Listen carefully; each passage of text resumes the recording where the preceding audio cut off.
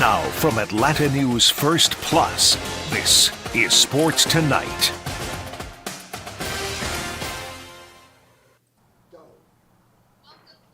Welcome into Sports Tonight, a little special edition, a live edition, because we have a lot going on in the city. Obviously, this SEC championship game taking place on Saturday, Georgia, Texas. We're going to dive into that. You're going to hear from Carson Beck ahead of this matchup. We'll also probably talk a little about the Hawks, LeBron, and the Lakers in town. It's on Peachtree, you know. So we're gonna tell you what's up and what you can expect on Peachtree TV. Also, should talk about Georgia Tech a little bit on our way out. But let's start with the one that is at the bench tomorrow. Georgia, Texas. What do you take away from the Georgia-Texas game? Now, you weren't... Yeah, you had a better view. Correct. You go ahead and rub it in for us. Yeah. But what do you remember from that game that you took away in that moment? Georgia's poise, especially withstanding the second half run from Texas. We knew Texas would wake up at some point in that game. Yeah. But Georgia just kind of sped out to the early lead and played their best ball to that point. There was a lot of doubts about, was their defense going to be able to match the test? But they stood firm. Texas gave their best effort. Of course, there was the controversial play, the pass interference, and all the stuff the crowd gets involved. Georgia, you can see their experience. And maybe that's something that pays off when these two teams face off tomorrow. Fourth straight SEC title game for Georgia. You just wonder if that big game poise, a team that's played in big game after big game. They're not going to be used to this. It's different? Or Texas is not going to be used to this? Texas is not going to be used to it. I agree. I think that's the difference Yes, in this. I will say this. I have covered the Big 12 in depth, which Texas was a part of. I've been to Texas games. I thought the Texas atmosphere was as good as it could have been. And I bet you Georgia was a little like, oh, okay, they came to play. This is different. It's bigger, it's louder, it's massive, the amount of people that are there. It's definitely going to be a moment that the Longhorns kind of take in. Yeah. Something that stood out to me during that game was how Georgia's defense played. Absolutely. They had 7 sacks. Jalen Walker had 3 of them. I mean, he went crazy. And then on top of that, you had 4 forced turnovers. When I look back at that game, I said, man, did they have Quinn Ewers seeing ghosts. He was rattled. They even went to Arch Manning. They went to Arch Manning at one point where it was like, wait a minute, what's going on here? Like, are we actually seeing a changing of the guard? It's going to be interesting to see what their approach is this week, and see maybe if they come with a different game plan than what we saw in that game. What I think is interesting since that game for the defense is they have struggled at points. They've given up big chunk plays. They haven't been as crisp as years past. When you look where they rank in the SEC in certain categories, it's kind of startling because usually they're top 3, and now they're looking at, bottom half more so in the conference. So that's something that stuck out to me. If you remember that game, we obviously want to talk about quarterback play a little bit. Carson Beck had 3 interceptions. The first half. It started a bad run for him. That game, and then it just kind of went and bled into the next couple of weeks. Then they had the bye, and then Florida, he had 3. Then he had 1 after that. So he had 4 interceptions since that game. He's figured it out as of late. Sure. You have to give him some props there. And, despite all of that, he has showed poise. He has showed, okay, I am that guy. I'm maybe trying to do too much. He even said that at one point. Outside of quarterback play, something that I do not think we are talking about enough. I know exactly where you're going. I get riled up about this. Exactly where you're going with this. The drops of this unit is wild. It has happened all season long. It's something at Texas. Yeah. Kirby said, it'd be nice if we could catch the ball, and he said it like that. And then it continued to happen. You saw it against Tennessee. You saw it against Georgia Tech, specifically in overtime. I mean... It's an offense that lost 2 first-rounders, essentially. Ladd McConkey, who had a day here on Sunday, and Brock Bowers, who's been balling out. I get it. And maybe for Georgia fans, we're starting to understand that, like, playing in these type of games on Saturday, it's not a guaranteed. You have to play your best ball every Saturday. Heck, I was down in Athens. Lee and I were down in Athens on Friday. They could have lost that game as well. The same issues that you're talking about. The offense not being on the same page. The drops, we even saw those. Arian Smith and some frustration. We saw Tate kind of come to Carson and give him like the pep talk that he needed. They're putting a lot on Carson Beck's shoulders. And Kirby Smart has said as much. We were down in Jacksonville when he said that. He gets us in place pre-play and all that. It's why they've been really protective of him this season, I think. Absolutely. I think coming into this, you hear, Heisman hopeful. He's arguably the best quarterback. He makes issues, but I do think internally they're putting a lot on him more so than they would in years past because of what's around him. Speaking of the quarterback, let's hear what he had to say this week and listen to what he said when someone asked him if he watched the Texas A&M game and scouting film. That was a bad quote. It's rather comical. What do you remember most from that game in Austin, and what's the biggest challenge Saturday? I think the most memorable moment in that game is when their fans started to throw stuff onto the field. That was one of the crazier moments in a game that I've ever experienced. But no, I mean, that environment was a lot of fun to play in, and ultimately coming out with a win. Obviously, they're a really good team. They have a good defense, a really good offense, and they've been really consistent throughout the season. And they pose a good challenge for us, and it's for the SEC. So I'm excited, and I know the guys are excited for this opportunity. Carson, going back to that first game, you threw 3 interceptions in that game. What did you take away from that experience against them, and where do you feel like you've improved the most from that Texas game to where you are going into conference title game week? Yeah, I think you go back and you watch that game, and there's just some situations where maybe I was trying to force the ball when it didn't need to, and maybe trying to make plays when they weren't there. And I think that's one thing that I've really improved on as, we've gotten into this kind of later half of the season, is not trying to do too much and just playing within myself and playing within the offense. Knowing when to try to make a play and knowing when to just chalk it up and, move on to the next one. There's 3 downs to get a first down for a reason. You don't have to try to get it all in one play. And, I think I've done a better job at that in the second half of the season. Carson, it feels like your best work has been kind of like fourth quarter on, overtime, whatever, this whole year. Can you just talk about, your mentality when kind of the game's on the line? Does something happen there? And I'm assuming, you feel good about your play late in games this year. Yeah, obviously when you get to the fourth quarter and you're down, and you got to have it, you make it happen. I think in pressure moments and pressure situations, I've been in those my entire life, and it really doesn't feel like pressure. That's what I love to do. So when those moments do come, it's either you do it or you don't. And as a team and as an offense, we've really excelled in those moments. And you try not to get into those moments, but we have been in those moments this year, and we've been able to execute when we get there.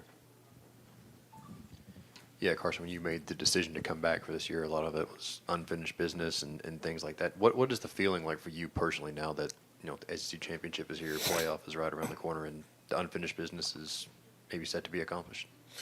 Yeah, I think this year hasn't been easy. It's been challenging. It's been more difficult than in years past, at least since I've been here, as far as the road to how we got here. Right? It hasn't been all butterflies and rainbows, win every game by 50, 40. No, like every game has posed a challenge, and we've had to fight consistently week in and week out. And our schedule wasn't easy this year, and we knew that's how it was going to be. But like you said, here we are in this position with everything that we want in front of us. And I know the guys are excited. I'm excited. And even though it hasn't gone exactly how we wanted to, we're exactly where we want to be. So, no, we're just really excited for this opportunity and, the rest of the season, looking forward. Carson, you had a pretty big scramble on 3rd and 9 there on the game-time drive. And I guess going back to the Tennessee game, we really got to see you add that tool to the toolbox.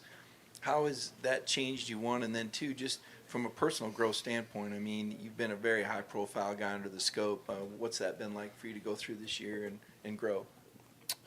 Yeah, I think there's always something to being able to use your legs when you need to. Obviously, I'm not the most prolific runner in the world, but no, like if we have to have it, I do have that ability to go get a first down. I'm not going to go run 50 yards, but I'll go get 10.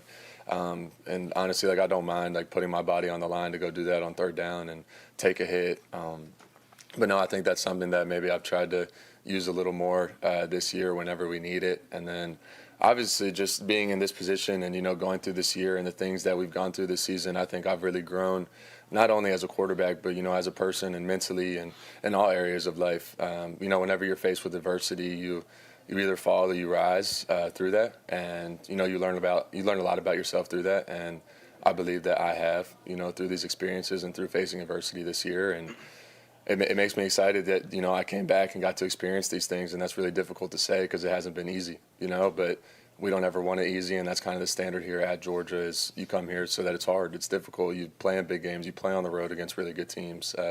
You face adversity. You face hardship. And through that, ultimately, you grow. So, no, I think it's been really good this year, and I think I've grown a lot. Carson, you guys got Dylan back on Saturday.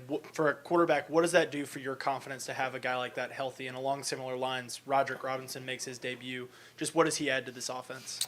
Yeah, whenever you have guys that have, built reps or experienced reps together a lot in practice and in games, and you've seen them perform, it gives you this level of confidence that you know where he's going to be on a certain route. You know the timing. You know how he's going to perform in certain moments. And, that obviously helps me when, you get a guy back out there like that, that you have trust and confidence in.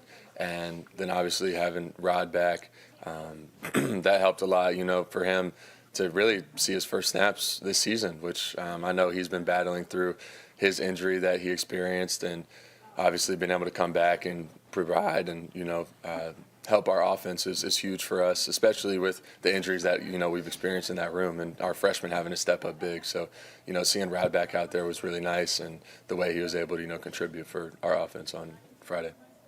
Hey, Carson, the drops have obviously been a subject, throughout, a lot of the year. As the quarterback, how do you kind of help some of these guys maybe having some of these issues get over that, not get frustrated? I'm just kind of what role do you play? And have you ever become, is it hard for you not to become frustrated when things don't go the way you would like them to? Well, absolutely. Absolutely. When things don't go the way you want them to, obviously you're going to feel frustration. I think for me, the biggest thing is letting them know that I'm confident in them. I make bad throws. I make errant throws. A lot of the drops, whether it's on them or on me, it could go either way. But I'm not perfect. I make mistakes. I've had my fair share of them this year. So, no, I still have confidence in those guys. And when they do catch them, it's explosive, and what are we going to do, stop throwing the ball? No, we're going to continue to throw it. We have confidence in them. We believe in them. I believe in them. Gosh, they've made some huge plays this year to bring us back in games and put us in situations to, lead these comebacks that we've had this year. So, obviously, we just got to keep throwing it, and they're going to get open, and they're going to make the play whenever their name's called. Carson, I think Cash led you guys in receiving yards the other day. What makes him an effective pass-catching running back, and what's the comfort level you have with him? Yeah, my comfort level with Cash is great. It's huge. I think he's a really smart football player, and I think you never put that past someone. The intelligence of the game of football, it goes a long way. His understanding of defenses and coverage, and is a linebacker on me, is a safety on me, is it zone, is it man, how do I need to run this route?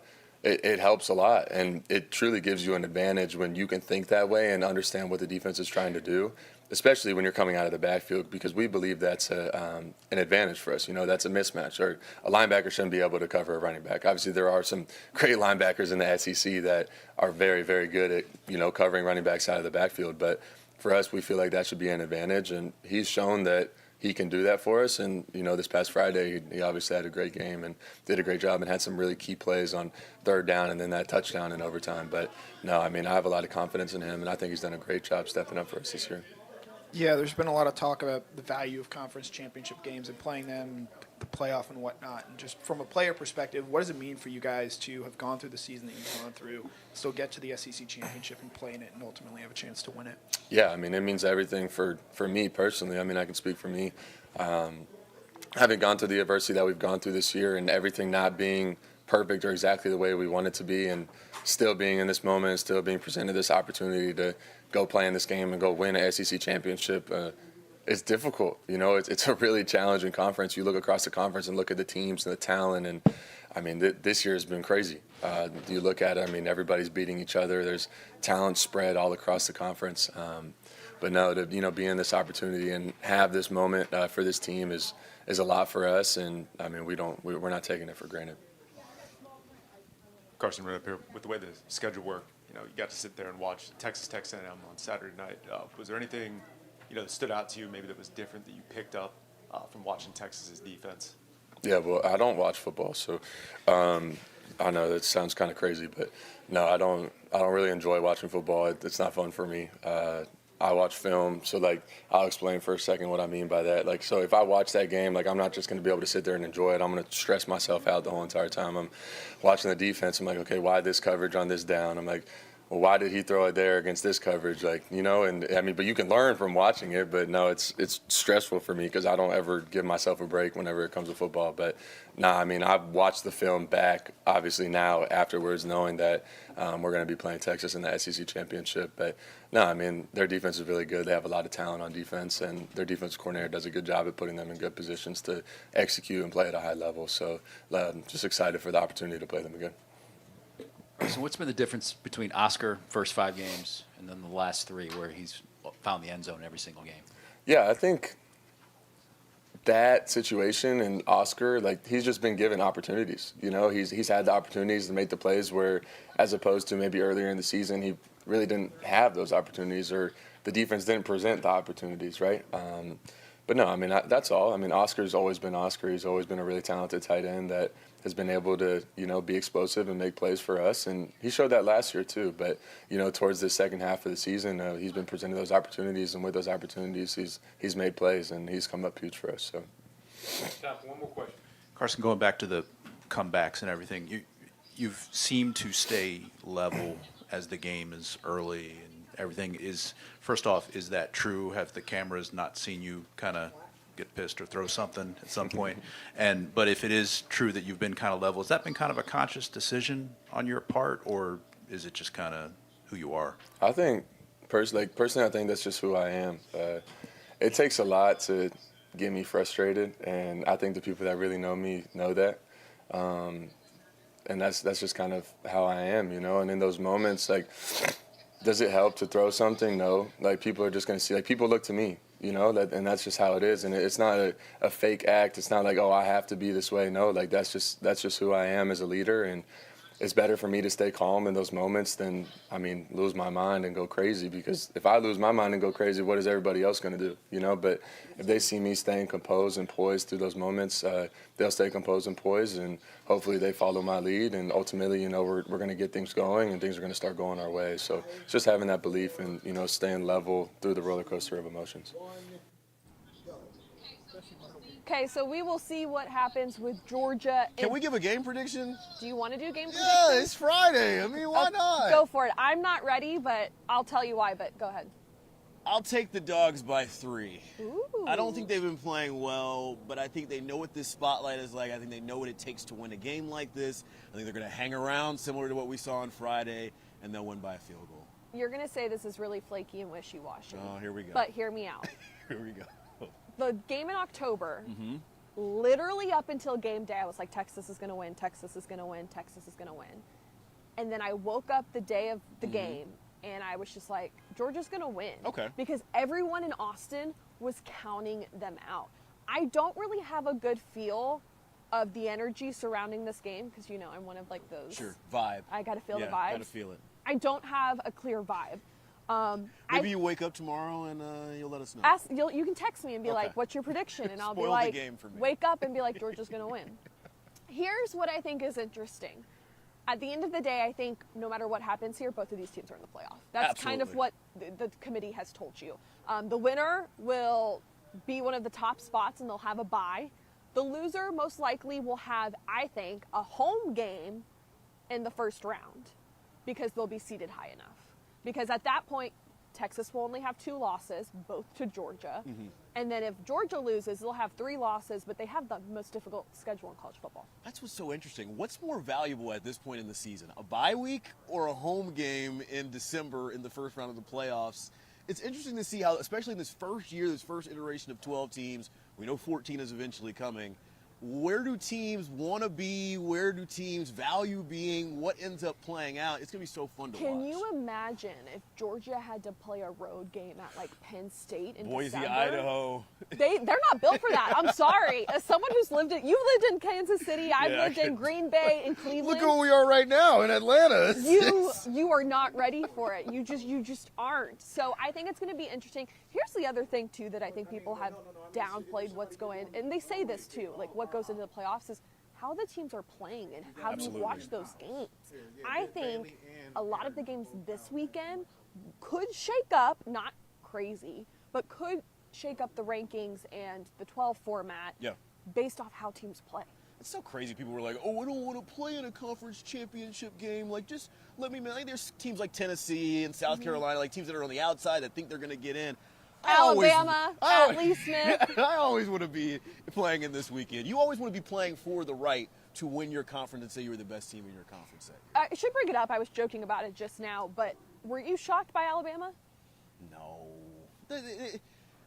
As much as Lee is laughing in the background, as much as we joke about this being like an SEC invitational and like that, the SEC was the toughest conference, and it consistently is the toughest conference. But you could say Alabama has some bad losses. They lost to Vanderbilt, and you could argue that the Oklahoma loss was even worse. I would say it was worse. Vanderbilt was not a bad team this year. I don't know. I think this is a made-for-TV event. People want to see Alabama in the biggest games. I also think they get a lot of credibility just for how consistently good they've been, which I don't hate right now.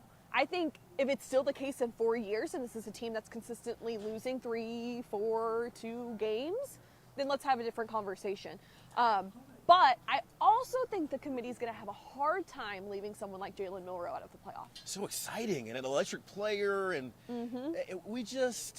we're parsing through, and we're going to do this no matter what the number. If it's 12 teams, we're going to be looking at 13, 14, and 12 and saying, oh, nitpick this, nitpick that. If it's 14 or 15, there's always going to be debate. We're going to have to embrace the debate, and that's what makes college football so fun is that you're stacking up resumes. You're saying RPI over here, we're head-to-head over here. I think, as you said before, both of the teams playing here in this game tomorrow are in, but you want to go into the tournament with a win playing your best ball. The Big 12's commissioner was very vocal about how the rankings came not really in favor of the Big 12 at all, considering where Arizona State was put. Yeah. How do you view that? Are you a Big 12 hater? Do I think any team in the Big 12 is better than kind of those 2-loss, 3? Because that's what you're comparing, right? The 2-loss Big 12 teams versus the 3-loss SEC Do I think teams? Big 12 teams could beat Ole Miss? Yeah, I do. Do I think all of them? No, obviously. Who did Ole Miss lose to this last week? Why am I blanking? We should know this on our sports platform. Yes, we should. Yeah. And I saw Lane Kiffin had some words, and everybody's got words now. This is the new talking season. Everyone hates the CFP. But wasn't that the case? Everyone hated the BCS too? Basically. Like it was like no one's ever happy. It's just like fans. Coaches are now the new fans. Hot take. The reason. 1 and 2. We don't. 2 to 4 if you're to gonna 12. talk, you need to come over in the mic. You can't talk from behind the camera. Yeah, come on in. Come on in. All right. So we went from 2 to 4 to 12, and people are still complaining. Like, I am an Alabama fan, and I thought Alabama should have been out this year.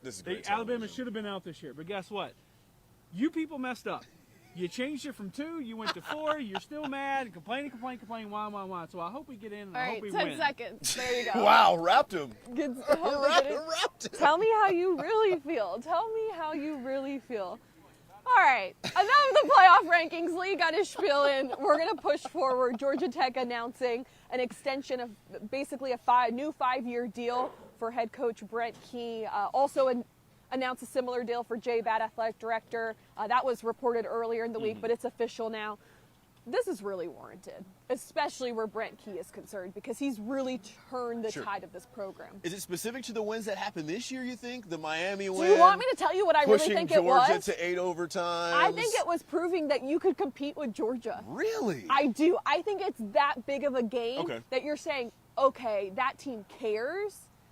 That team has showed they can go toe-to-toe. I mean, how long has it been since Georgia Tech had a game like that for themselves? And not to mention, they've had just 2 back-to-back really impressive seasons, which they haven't had in a decade. They haven't gone to consecutive bowl games in over a decade. Yeah. So that alone shows that he's building the right steps. And look, the stadium's getting renovated. They're upgrading the facilities. Georgia Tech, as far as football is concerned, the arrow is trending in the right direction. I think it is well-earned for Brent Key, and not just specific to that Athens game. The talent level you're starting to figure out, there were a lot of because obviously signing day was this past huge week. Class. There were a lot of people who switched over to Georgia Tech. Huge class. And I even heard from some players looking forward to senior day, and they were talking about just bridging the gap from Collins to Key and seeing how the program has changed and the growth. it's cool when you see a number like 5 also. Not only is your AD attached to this, but like that's a real investment. That's an entire recruiting class. If your guy is signing with you as a freshman, you'll say, hey, I have the security now to say I'm going to be here through your senior year +1 if you want to come back as a grad transfer. That's how you keep classes. That's how you invest in your program. Don't just do the 1 year, 2 year. You say, hey, you're our guy. I want to give you a full runway to do so. Kudos to Georgia Tech for getting those deals. He also gets a big increase in salary. Must be nice. Must be nice. Let's switch to the hardwood over at State Farm Arena. The Lakers are in town. That game you can watch on Peachtree TV. One of the many we will have on the partnership. We still have 3 to announce or 2 to announce. 2 to announce. So tonight, LeBron, Bronny, Lakers, Anthony Davis at State Farm. But LeBron was dealing with a little something. So I just got a text. LeBron is dealing with some left foot soreness. His goal coming into this year, Bailey, was to play all 82 in his 22nd season in the NBA. He's played all 22 so far. Questionable tonight. The text I got is he is warming up on the floor right now in State Farm Arena. So it looks like he's on track once again to play in Game 23 of the year for LA. For the Hawks, Trae Young came in with some Achilles tendonitis, which he's been dealing with on and off. You know, he's in G League for a bit too. He's going to be on the injury report for the rest of time after they got fined for the $100,000. He's going to play in this one. The Hawks are red hot right now. They won 5 games in a row. It's the longest winning streak in the East. They should take care of this Lakers team. This Lakers team is not very good. Spoiler alert. This hot streak that the Hawks are riding right now, there's a couple things that I think attribute. I think they're playing really good team basketball right now. Just like point, full stop. Absolutely. I think they're playing really good team basketball. I think the length that they now have, especially with the addition of Zachary Reese-Alshea, plays a big part defensively. And as much as fans have been up and down on DeAndre Hunter, he has played really well. Sixth man of the year. And the Hawks tweeted something out within the last 5 minutes talking about we're pushing all the campaigns. We want Dyson Daniels for Defensive Player of the Year. Give it to him. We want DeAndre Hunter for Sixth Man of the Year. We want Dyson Daniels for Most Improved Player. Like, it's not just – it's a team effort. And we've talked about the health and them needing to get healthy and see what it looks like when they're all on the floor at the same time. Bogey started off the year hampered with injury, coming off the Olympic run. We're starting to see what it looks like when they're all healthy now and invested on the defensive end. Lord knows how long we've been begging for the Hawks to invest on the defensive end. Over this 5-game winning streak, they got the best defensive rating in the entire Eastern Conference, and it's translating directly to wins, Bailey Burmaster. NBA Cup quarterfinals next week. They will head to New York to take on the Knicks. All right, we only have a few minutes left. What is on your mind tonight? You said you had something you really wanted to talk about. Yes, I sir. did. So Aaron Ladd. if you're familiar with the Chiefs-aholic conundrum, I don't know if you heard anything about this. So I used to cover the Chiefs. And Chiefs-aholic was a super fan that robbed banks in the Oklahoma area. Tulsa, you're familiar with Oklahoma. And he used that money to not only go to Chiefs away games, but also to fuel his sports gambling addictions, and whatnot. Obviously, he got arrested. The feds got on him and all that. Yeah. But also the media has gotten on him as well. There's multiple documentaries that have come out. Now there's one that is being made by Amazon. And there is an advanced copy out, which I have seen. And Chiefsaholic shouts me out by name. So I want to salute What did you do? Why does he shout you out? What did you do? You know, I am like kind of a meme guy. So I had like a couple memes at the time that were like making fun of his situation. It's a little spicy on Twitter for what should be a journalism individual. You know, every once in a while, I have two personalities, you know? There's like... Some of them are best left at home, There's me... I really need a burner. I think is what I think I need like because I need a burner. If that's what we're going into, I'm strongly going to say what's on my mind because of that. Sure, go ahead. I am not a Kevin Durant fan. I love petty individuals, but I love like a Russell Westbrook petty. Where you can say it with your chest? Yeah, not a... Let me sit in my locker and... Keyboard warrior. Me on Twitter. Okay, so, but what was the specific? There was, so it was a meme. It was a Drewski meme, like when Drewski gets out of prison. And I used that and kind of used it as Chiefsaholic. And he said, Aaron Ladd is funny as blank. So it was a very complimentary. Look, I don't have many felons that compliment me, especially ones that are in the limelight. So you're saying this so you can cut it and put it on your Instagram story to be like, hey, ladies, to flex, right? Like that's your flex, right? Look, I don't need Chiefsaholic to do that. Are you funny? Respectfully, yeah. In like a dad humor type of way, though. You know what I mean? Like corny a little bit. Well, we don't care about corny. We're going to wrap it up here on Sports Tonight. For Aaron Ladd, I'm Bailey Burmaster. Thanks for joining us. Make sure you tune into the SEC Championship.